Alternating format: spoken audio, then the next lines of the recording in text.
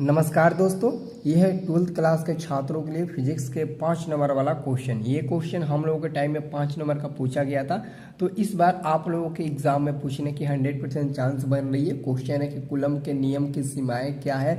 तो आप लोग को अच्छे से इस नियम के 5 सीमाएं आप लोग को लिखना है, बहुत ही अच्छे से लिखना है ताकि आपका 5 में 5 नंबर मिल जाए। तो मैं आपको जिस तरीके से बता रहा हूँ उस तरीके से लिखना, पूरे 5 नंबर आपके एग्जाम में मिलेगा। और आपको पता ही है कि यह उस बच्चा का नोट्स है जो जिला टॉपर आया था। ठीक है, तो अच्छे से बाबू याद कर लेना। ठीक है, तो देखो यहाँ पर कूलम के नियम की सीमाएं क्या है। तो उत्तर में मैंने लिखा कि कूलम के नियम की सीमाएं निम्नलिखित है जो इस प्रकार है। ऐसे आप लोग उत्तर में लिख देना और आप लोग पहला लिखना।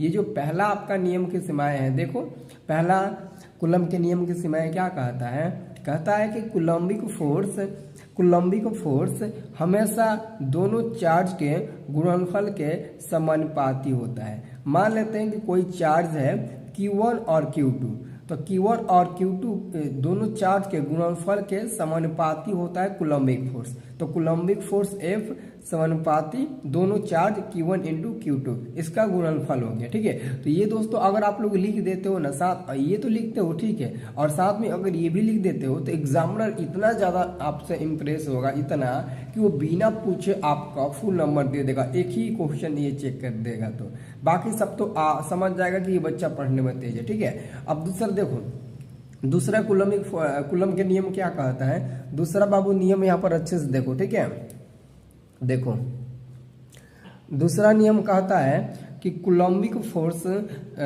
फोर्स हमेशा चार्ज के बीच की दूरी के वर्ग के व्युत्क्रमानुपाती होता है। देखो जी, ये जो कूलम्बिक फोर्स F होता है ना, वो चार्ज के बीच की जो दूरी होता है उसके वर्ग के व्युत्क्रमानुपाती होता है। मान लेते हैं दोस्तों, ये आपका चार्ज है, ये आपका Q1 और Q2 दो बॉडी है, और इसके बीच का जो दूरी है, इनके दोनों के बीच की जो दूरी है उसको हम Q मान लेते हैं। तो कह रहा है कि कूलम्बिक फोर्स जो है ना, वो हमेशा चार्ज के, ये दोनों चार्ज के बीच की दूरी के वर्ग के व्युत्क्रमानुपाती होता है। तो देखो F समानुपाती 1/Q²। ठीक है, तो इसको आप लोग अच्छे से याद कर लेना। अब देखो अगला बाबू क्वेश्चन कहता है ना, अगला इसका नियम है 3 नंबर कि कूलम्बिक फोर्स एट्रैक्टिव नेचर का होता है यदि दोनों चार्ज अपोजिट नेचर को दर्शाए। देखो,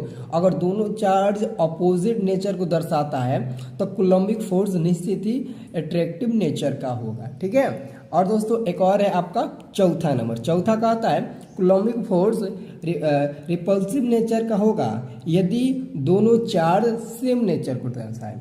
अगर दोनों चार्ज सेम नेचर को दर्शाता है तो निश्चित ही क्या होगा, कूलम्बिक फोर्स रिपल्सिव नेचर का होगा। ठीक है, और दोस्तों आपका अगला है पांचवा की कूलम्बिक फोर्स जो है वो आसपास के मीडियम पर निर्भर करता है। कूलम्बिक फोर्स आसपास के मीडियम पर निर्भर करता है। यह है आपके कूलम के नियम के 5 सीमाएं। इसको अच्छे से याद लेना है, बहुत ही इजी है। ठीक है, और इसका PDF आपको ग्रुप में मिल जाएगा, मैं व्हाट्सएप ग्रुप में सेंड कर देता हूँ। ठीक है, और आप लोग ले लीजिएगा। जो लोग व्हाट्सएप ग्रुप में नहीं जुड़े हुए हैं, कोशिश करना कि आप लोग व्हाट्सएप ग्रुप में जुड़ जाए।